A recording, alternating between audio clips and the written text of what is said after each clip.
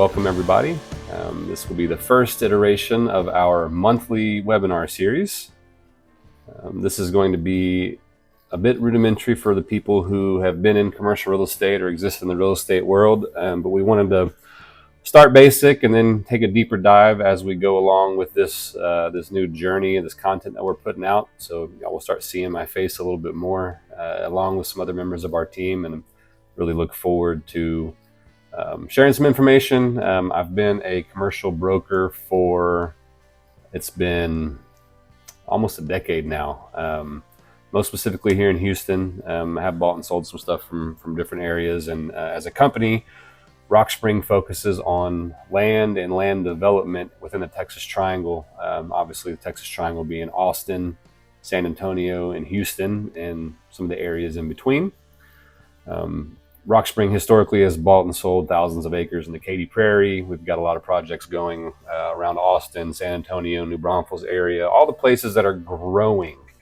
And we'll get more into the Texas growth a little bit later. So again, appreciate you guys being here. Look forward to having some fun with y'all today. Like I said before, welcome. This is the land series. So how to buy land. Again, this is not going to be the only time you see us here. We're going to be doing a monthly series. We'll get further into the details. This is going to be more basic step-by-step for those who either have never bought land before, or thinking about buying their piece of land, or just want to make sure they understand the steps before going on this journey.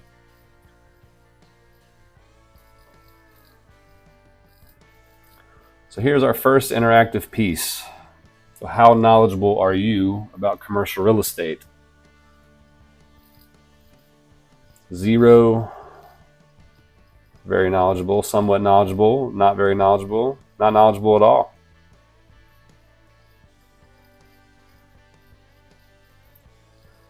In my history of being a third-party broker, I think I've done at least one of every type of real estate asset, commercial real estate asset. I have done a few residential deals, but typically refer those out. Land, multifamily, retail, a little bit of everything. So I think I've been a jack of all trades, and unfortunately, maybe a master of none. But land has been common, and at Rockspring, that's what we focus on.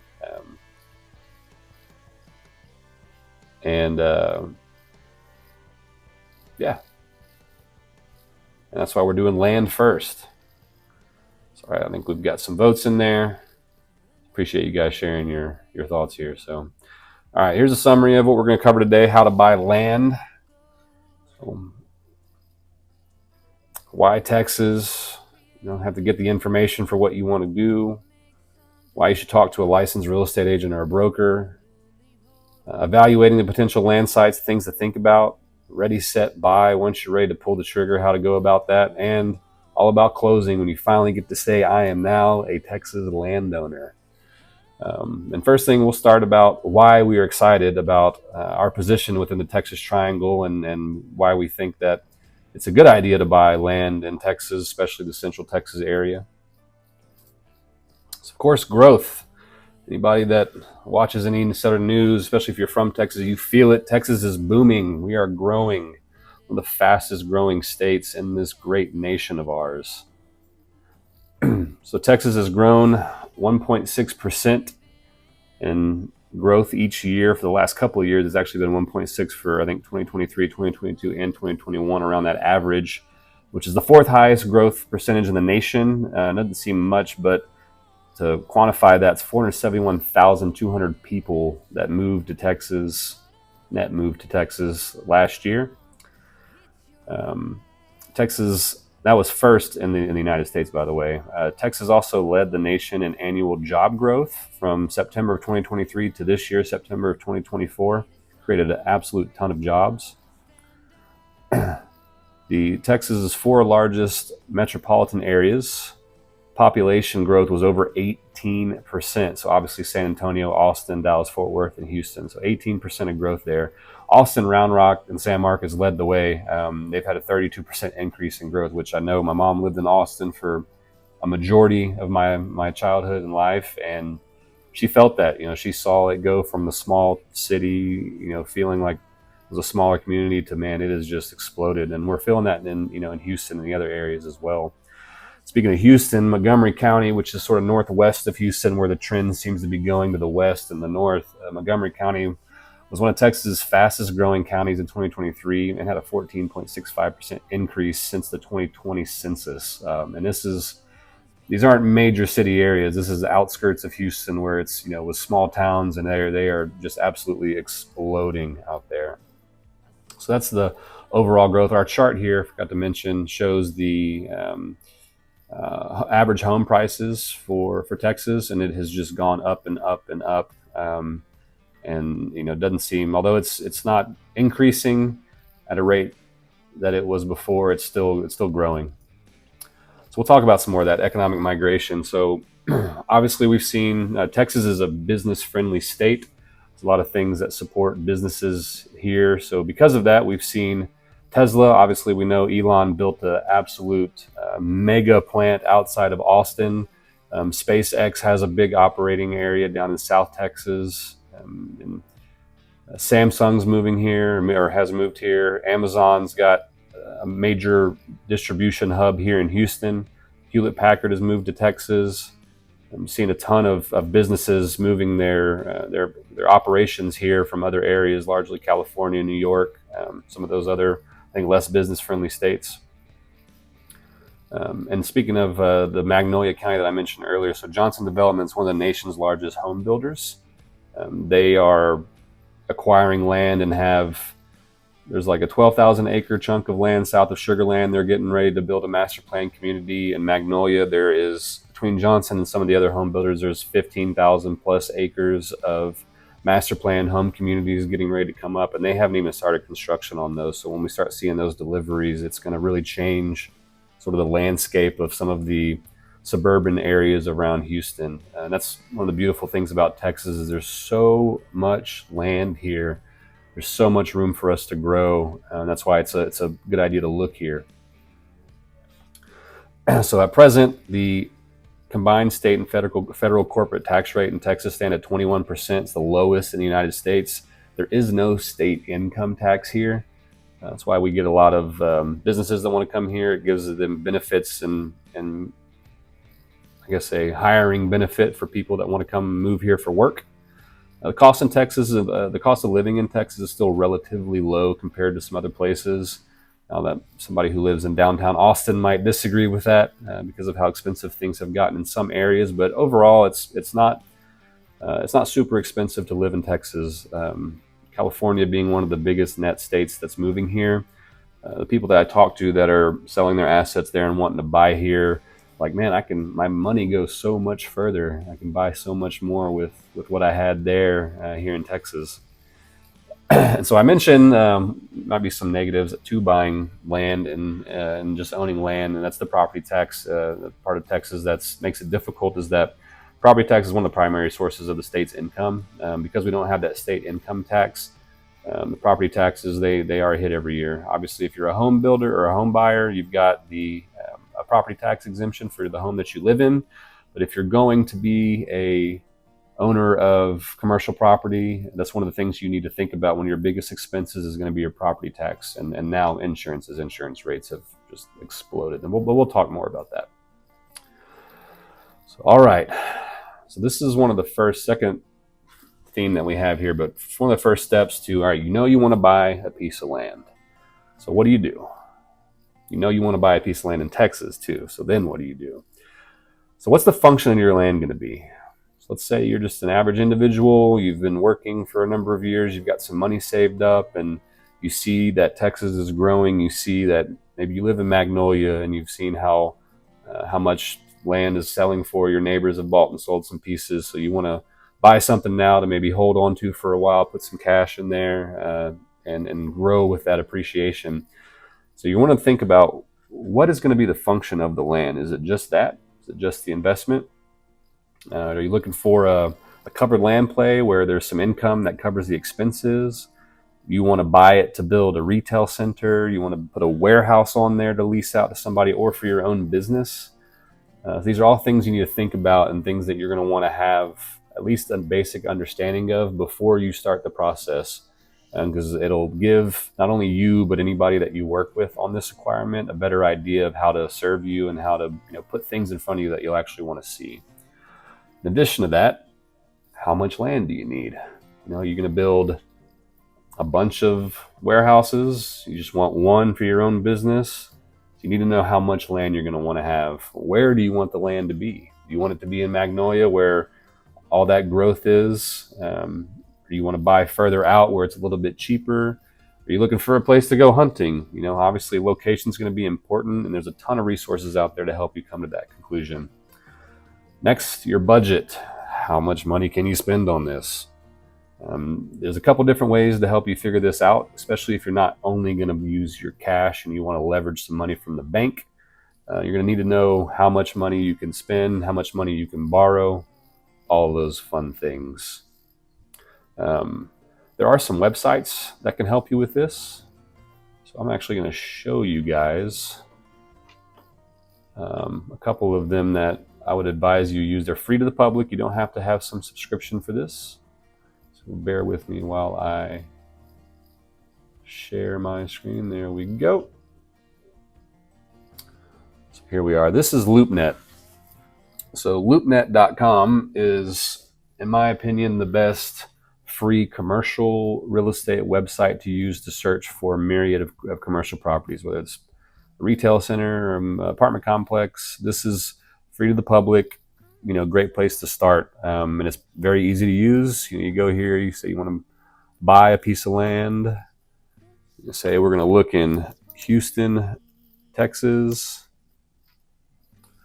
and there you go. It'll display some things here. There are auction properties, and don't worry about getting overwhelmed here. If you play with it for a while, you'll understand that it's presented pretty well. A lot of land brokers don't always put the pricing on their properties, so you'll need to go into here, look at the property, give that broker a call or the agent a call, and have to ask for pricing. But you will see it somewhere, and that'll help you get an idea of how expensive this is going to be. Don't mind their prodding for email address. Oh, forgive me.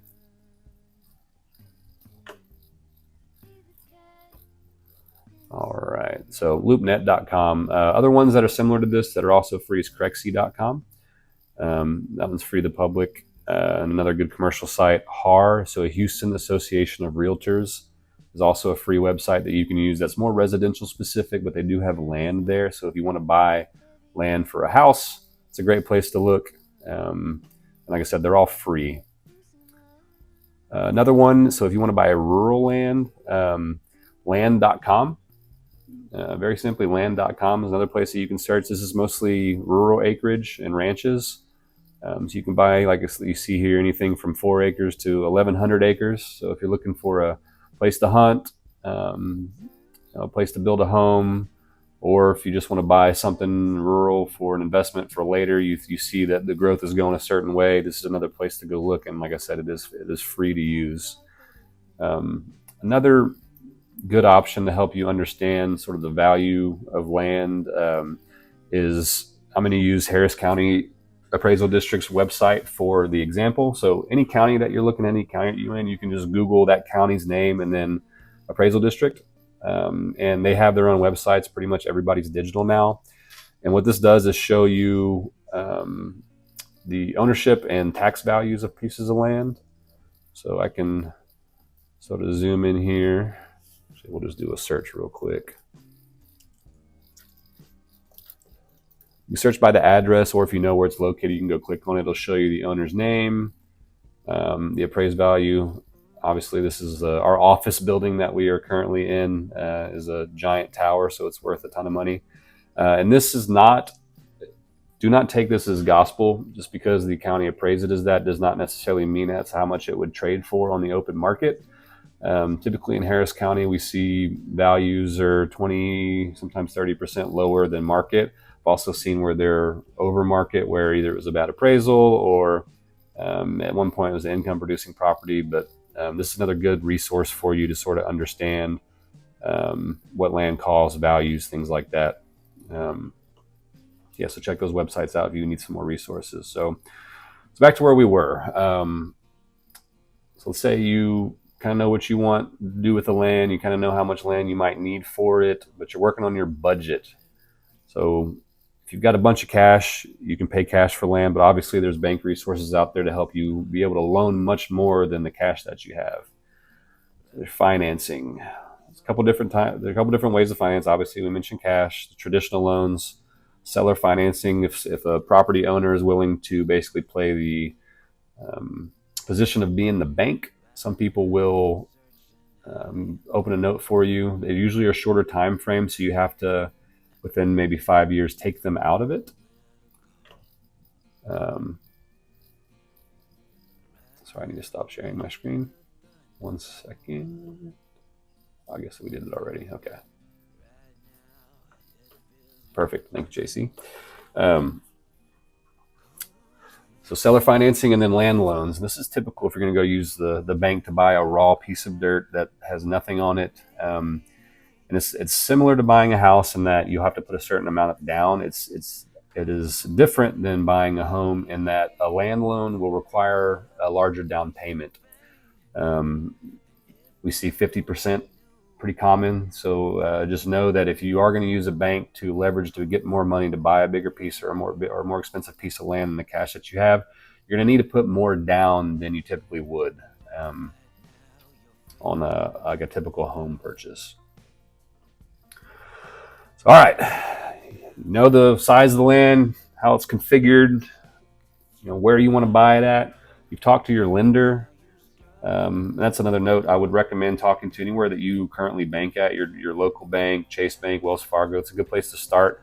I would advise you to call a couple different people. Also, if you do talk to a broker or an agent, they can recommend lenders to you, but I would get a couple different options to see sort of what different rates are and what different packages are for your purchase, because banks are creative and they have to differentiate themselves from each other. So they'll, fight for your business in a way. So, all right, you got all that ready to go. So now you want to go talk to a real estate agent. As a buyer, even a seller, but especially as a buyer, I highly recommend you do talk to a real estate agent and not just handle the transaction for yourself. Especially an experienced agent will be able to, number one, refer you to lenders and other service-based companies that could help you with this, help advise you properly to make sure that you know everything you need to know and you don't make any major mistakes before you go buy your piece of land. Especially in Texas, it is pretty typical. I can't think of a deal where it wasn't like this, where the seller pays commissions. So the buyer agent, your agent, does not cost you anything. I would recommend to vet your agent. So ask them, have they bought land before? Have they bought the type of land that you are looking to buy before? Have they bought in that area before? You could ask them for specific addresses, just to make sure that pretty much anybody that has a real estate license could at least handle the transaction part of it. But if you really want them to advise you properly, to give you their educated opinion, I would recommend you ensure that you are working with somebody who has experience doing what you're looking to do. Especially if you're going to do some development, having somebody like at Rockspring, we have the land. We have a brokerage where we help other people buy, sell, and lease their commercial properties, including land. We also have a land development side where we raise our own funds and go out and buy land. So pretty much all of our agents have at least some understanding of the basics of the development process. So if you are looking to develop the land long term, we can give you some advice on things to think about, and then we'll get more into that later. We'll actually have a webinar maybe later in the year or early next year, where we'll bring in one of our principals to talk more in depth about specifically developing land.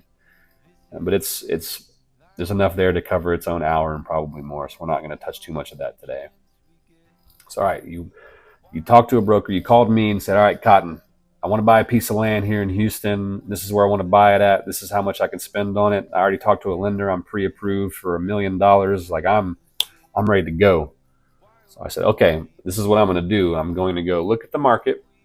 I'm going to get some pieces of land that fit within the criteria of what you're looking for, and I'm going to put them on a property report to send to you. I'm going to show you real quick what a property report looks like. So this was for forgive me, it's not land. This was an industrial property report I put together for a client earlier in the year. So they were looking for an industrial building, but whether it's land or a building, anything, I sort of spell these things out the same, nice pretty header here, but here's the meat of it. So I put the different properties here. I'll link these to the LoopNet ad where you can actually go and see the marketing material for that piece of land. I'll show what the total price is, what that means on a per square foot basis. So as the size varies, you can compare, how much bang for your buck you're getting. If there is a building or anything on there, I mention that. And then obviously the size of the acres and the notes. Anything that's special about the property, like this is located next to the bayou, so it's going to flood. Or, man, this is right next to 5,000 acre development, master plan community development. So the value of it's going to be a lot higher once they start building those homes, things that are important to know.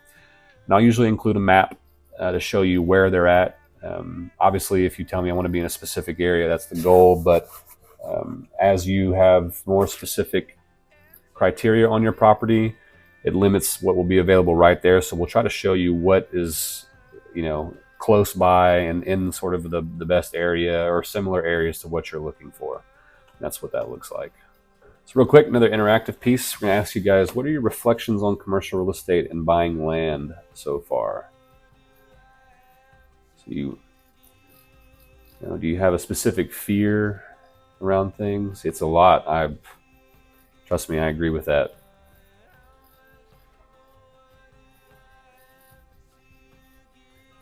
It's definitely overwhelming. It can be overwhelming, and that's why I really advise you talking to somebody who's, number one, well-versed in whatever it is that you're looking to do. And you get a team around you. You get a lender that you're comfortable with, a real estate agent that you're comfortable with, and they'll, if you need a land surveyor or a title company, and we'll touch base on that, more of that later. But you want to feel that you're confident in your team. It is intimidating done alone. Story time. I worked for a medical builder developer early in my real estate career that specifically built custom medical offices for doctors. And I couldn't tell you how many times the client base would be a doctor that went out and bought a piece of land that they wanted to build their own building on. They'd be like, all right, I've got 5 acres that I want to put a 3,000 square foot dental clinic on it. It's like, you bought too much land. And it's easy to make mistakes if you're not being properly guided. And that's why, like I said, I recommend you, touching base with a professional. I would love assistance based off this info. Well, good. Give me a call sometime. I'd love to set up a meeting for it with you. Does the new president affect me buying land? Obviously, economic policy goes into effect on, how much money you have. The laws around your ability to buy things shouldn't change much.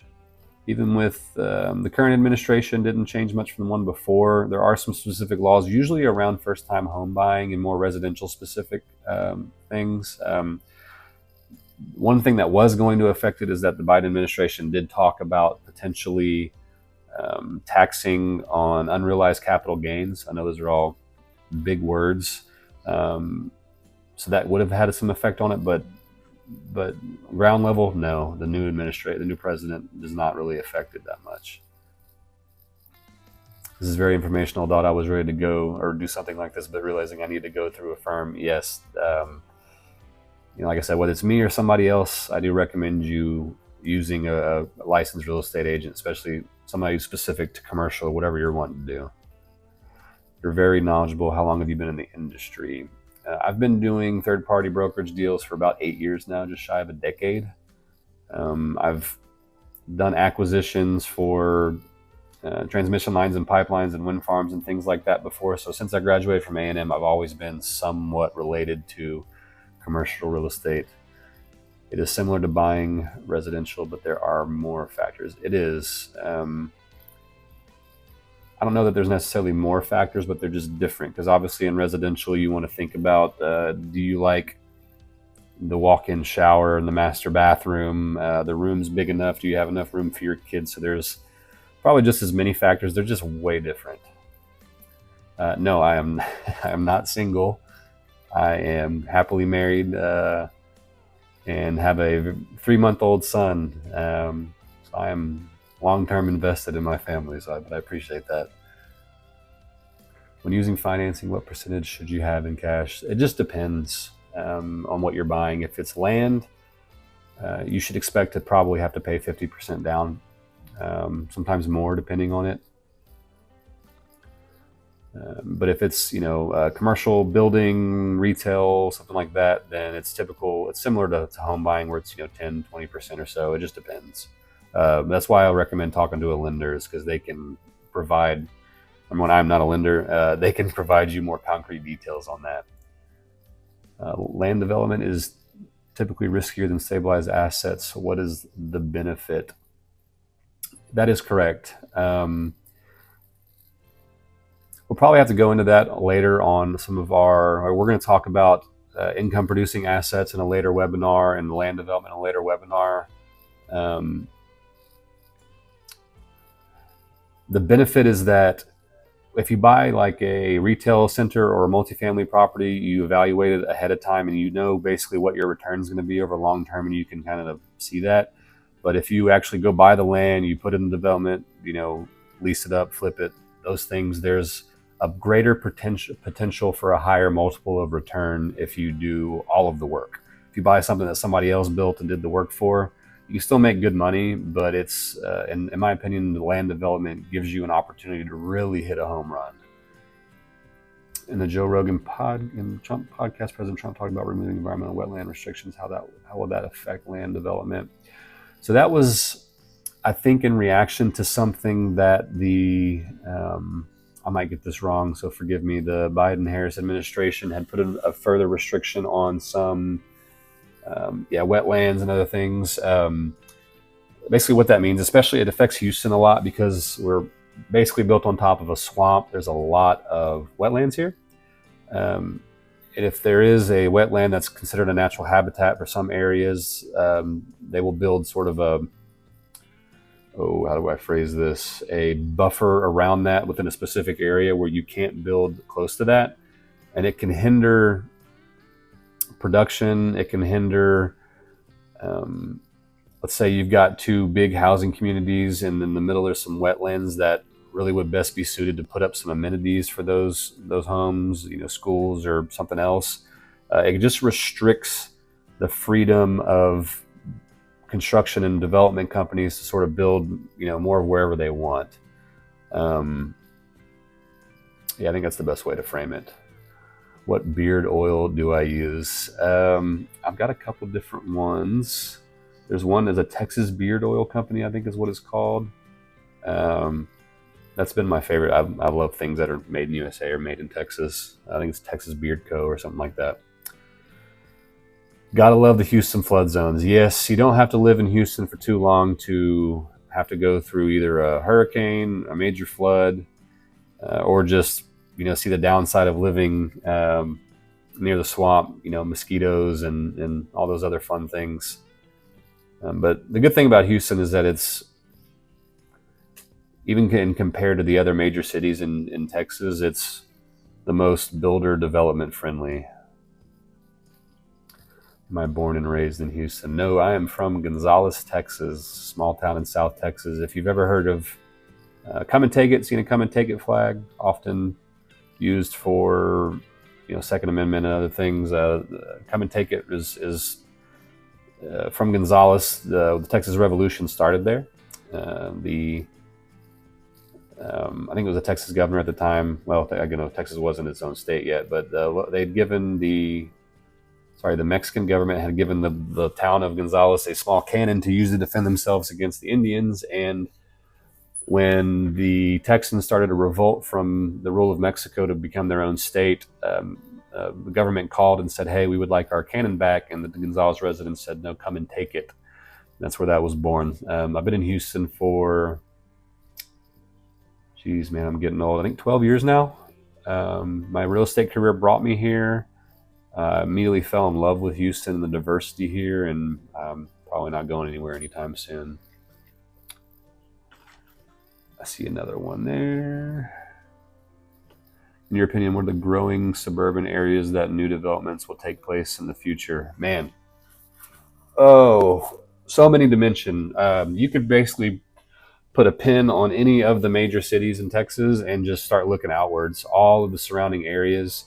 In Houston, I think the majority of growth has been in the coast is to the southeast, right? So the new developments, a lot of them, because of the amount of land and the availability and cheaper cost of land, would be in the sort of northeast to southwest quadrant, and it's all going that direction, sort of towards Austin and San Antonio.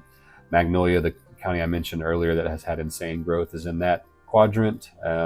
Katy, which has been, it's developed out now, but it was a smaller town before you got to Houston, is now one contiguous giant development from Katy all the way into Houston. As we say in Houston, Houston is an hour from Houston. It's grown so much, but yeah, you could just look outward from the major cities and you'll see where it's going. All right, I think that's all right, what's the most valuable thing you learned from your career that you did not know at the start? I think I probably anticipated this, but it just became more evident as I went along that relationships are so important, especially in real estate and commercial real estate. It's not always about what you know, but even more so about who you know. I'm the president of the Commercial Real Estate Network here in Houston, and it's really put me on a platform. It benefits me, but what I'm most proud of is that it allows me to facilitate other people that need connections in this industry. So if you need a service, you want to talk to an investor or whatever, I've really been able to build a lot of relationships, and it's become so important to this industry. So true. Being connected can outweigh knowledge. With that being said, nice for them to go hand in hand. Yes, I'm certainly not the most intelligent human being in the world, and I know I am an analytic, but I know some guys that can analyze on a lot more than I can, much faster. And but it's it's a balance, right? I try to do my best to balance relationships with knowing the market. It's not what you know, it's who you know. It definitely helps to have connections. So, all right, we're going to go to the next slide. So, all right, just to recap, we've figured out what we're going to buy land for, where we're going to buy land, how much money we can use to buy the land. We've had a real estate agent send us a bunch of land sites. So now we're evaluating them. All right, so what to think about here. So if you do want to build on the site later, you need to know if there are utilities, because you're going to need electricity and water. You need to know if you're going to tap into the city's supply. There's a mud district. If there's nothing and you're going to be on sewer and a water well, if you can even drill a water well there. A lot of things to think about here. Like I said earlier, I know it seems overwhelming, but a qualified agent will be able to guide you through this process. For Houston, it's super important to know whether the site drains. If it's in the floodplain, there is FEMA has a free website. I think it's like FEMA.org or something like that. You can go to see a map of Houston and the other areas. It's not really as important in Austin, but super important in Houston to know. That's probably the first question I always get asked is this in the floodplain? So you want to know if your site's drained, if it drains, or if it's within the floodplain. And then something that's important to Austin, San Antonio, Houston has started doing this because of the flooding issues, but and this can really change how much of your site you can actually build on, is knowing whether or not you will need detention. In Austin, they have been sort of the leading municipality on detention requirements.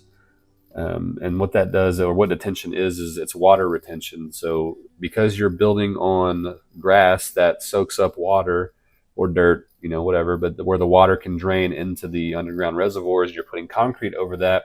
You can't just build concrete willy-nilly, or you get what happened to Houston in Hurricane Harvey, where it causes the drainage areas to overwhelm with the amount of water being dumped into them off the hard concrete. So you have to build a water detention, and that could be anything from a small pond outside of the building to an underground water retainment,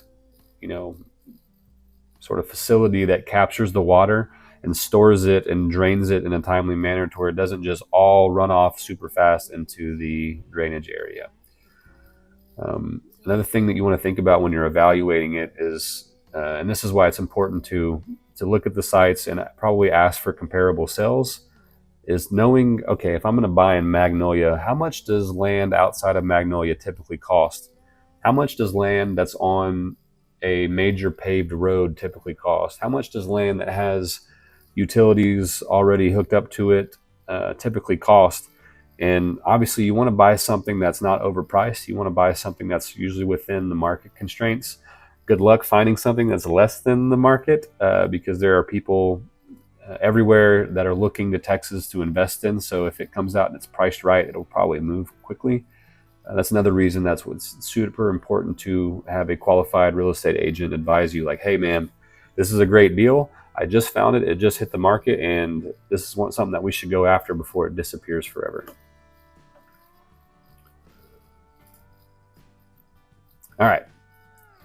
Here's where the fun part happens. So you've gone through the process of figuring out what land you want. You talk to your agent. You decided, all right, this one is just hit the market. It's under what the market is typically supported. It's cheaper than the neighboring properties were sold for. This is the one I want. Let's buy it.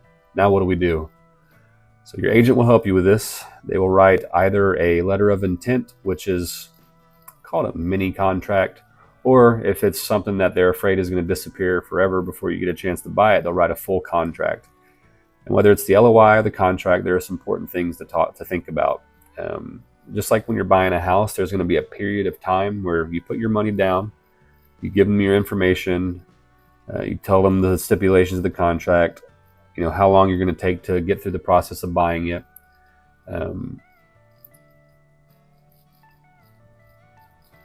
Forgive me. End of the day brain. The feasibility period is a time where you put your money down, you can back out at any point in time. If you found out something about the property you didn't like, and you get your money back, usually less, maybe $100 to $500 in the commercial realm, but nominal than if you're going to buy $1 million property that you end up finding out there is a rare Indian cemetery on the middle of it and you can't do anything with the property ever. And that's what the feasibility period for, and your agent will advise you about these things. So let's say you want to do just a letter of intent to purchase this property. So you need to know what price you're going to offer, how long of a feasibility study you'll need, if you're going to need financing, if you're using a bank to purchase this. What's typical is the 45 to 60 day time frame on the short end. If you're going to develop it and you need to have engineers or architects do design and pull permits and all that stuff, you're looking at the 120 day period. So on the short end, about as fast as a bank can move is about 45 to 60 days to make sure that they can prepare the loan and get ready to close. On the long end, it could be up to 120 days or more if you have more due diligence to do. So let's say you do that. You get your contract, you give them your price, how much feasibility you need, and we'll tell them what time you want to close on. You tell them what title company you're going to want to use. Something that's often asked is, do I need an attorney to look at this? And first things first, I am not an attorney. I am not allowed to legally advise you on anything here. No legal advice from me. I can advise you on the business terms of the contract, what they mean and what is typical. But if you want to be dead certain that everything is up to par, I would recommend you talk to an attorney, and your real estate agent should be able to recommend or refer you to one. Ensure that just the same with your real estate agent being somebody who's done what you've done before, you want to use a attorney whose history has been in real estate, and specifically commercial real estate would be helpful to make sure they're advising you properly.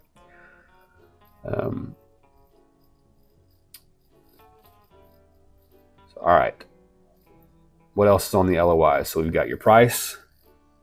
Earnest money is an important one. So in Texas, it's typical for, in residential, it's usually 1% of your house. So if you're buying a $500,000 house, it's $5,000 of earnest money down.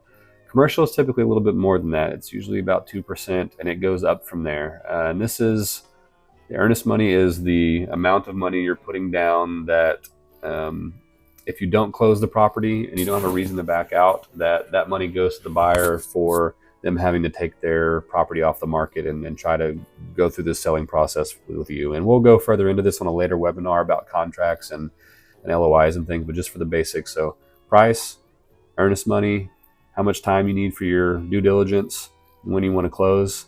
Also the title company. They're going to ask, what title company do you want to use? Your real estate agent will help you with this and can refer you title companies. And what the title company is once you agree on your price, you agree on your LOI, you get to the contract, you agree on that, you say, all right, we're signing today and we're going to start this process. The title company takes over from there and they help you through the closing. They will do a title search, and this is to make sure that the person that says they're selling you the property actually owns it, and there's no history of, oh, actually they sold half of this to their cousin and they have to get their cousin to sign off on this. The title is helping make sure that the sale is legal and final. Another thing you'll have to think about and survey for as the buyer is that, in commercial real estate buying land, as the buyer, is that in Texas it is typical for the buyer to pay for the survey. Now, what is a survey? So this is a measured plot of the land that shows how big the land is, what the measurements are, if there is any easements on the property, where the access is. It's not a topographical map. It doesn't show the terrain, but it shows the boundaries of your property. And you have to have this. Actually, that's a lot. You don't have to have this, but you should have this, especially for certain guarantees from the title company. You want to get a survey to make sure that you know you're buying the piece of land and that it is the 5 acres that they were advertising, not 4.7, and you're really getting a little bit of a cheat there.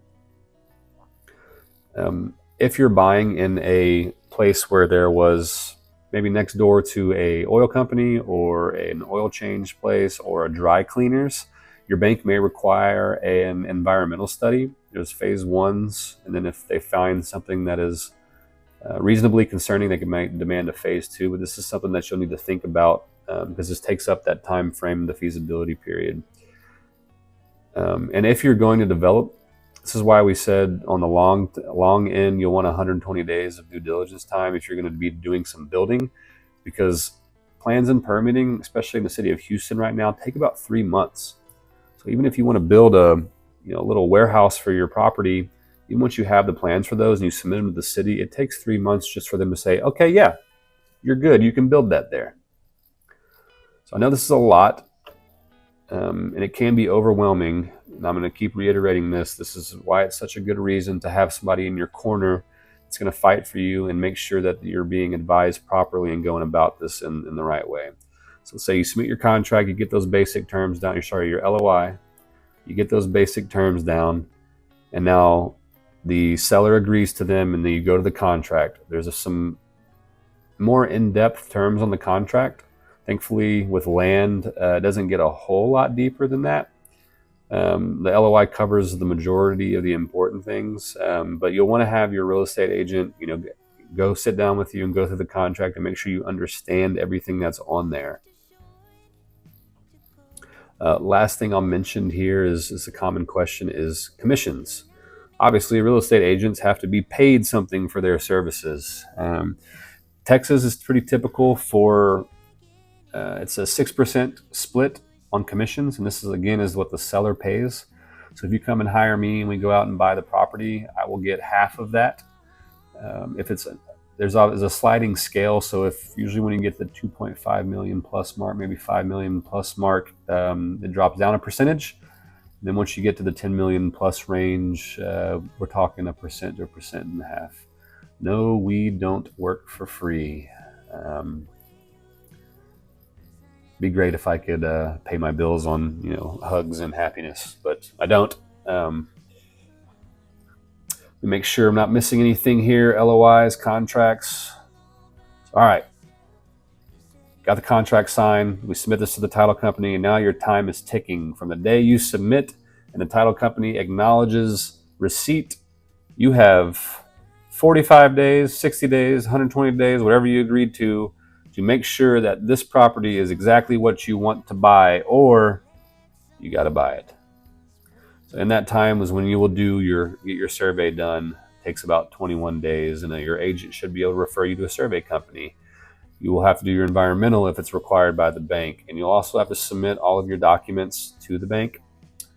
The title company will provide a title search. This is what I mentioned that checks on the guarantee that the person that's selling you this property actually owns it. And there's insurance behind that in case something goes wrong. These are all things that you'll want to review before you get to closing. So, all right, you did it. You got there. Your survey's done. Your title search is done. You can legally buy that land. The seller legally owns it and can sell it to you. Your environmental came back clean. There's no hidden oil reserves below you that was going to cause your grass to die in a year. You get to closing, and your title company will send you a closing statement that you want to review. This shows your down payment, what your lender is going to be responsible for, if there's any extra fees, which the buyer, it's a nominal amount, maybe 1% of fees, and your lender will be able to explain this to you on the very front end of the total amount of money you're going to be able to put down, right? And in addition to that, the title company will have an attorney draft a deed. This is your legally binding document that gets filed in the courthouse later that says Keller sold Cotton a 5-acre piece of land, and he is now the owner of it, and it is legally binding, and that's all. Other things that you'll want to think about whenever you get to the closing period is if you're going to have insurance on the property. If there is a building on it, you're going to build a building on it, you'll want insurance there in case something happens to it, especially if it's in the floodplain. You'll probably need flood insurance. But really, once you get here in the closing, most of the hard work is done. They're going to ask you to sign so many documents. Your hand is going to get tired, but essentially, this was the goal. So congratulations. You are now a Texas landowner. Hopefully the growth continues to where whatever it is you bought will appreciate, and you'll make some money whenever you decide to sell it or build on it. Yeah, woohoo. So congratulations on that. You made it. So first of all, I really want to thank you guys that were here. I want to thank JC for doing all the hard work to get this going. Do a quick Rise Sync plug for him. If you want to better yourself and are looking for a way to do that, check out Rise Sync. JC will plug the website or how to find him in the comments there. That's who we're sponsored by. Again, Rockspring, we're a private equity group and brokerage here in Houston, Texas, but we have an Austin and Central Texas office. So if you're looking in the Texas Triangle, or if you're looking elsewhere and you just want some advice, feel free to give me a call. I love helping people, love to help out. There will be a link in the chat to sign up for more information. Thank you, JC, at risesync.com, risesync.com. Speaking of links, there will be a link in the chat to sign up for more from Rockspring. We have an ebook on how to buy, sell, and develop land that goes into some of the stuff we talked about today, but a little bit more in depth for development specific. You can find that as the link below.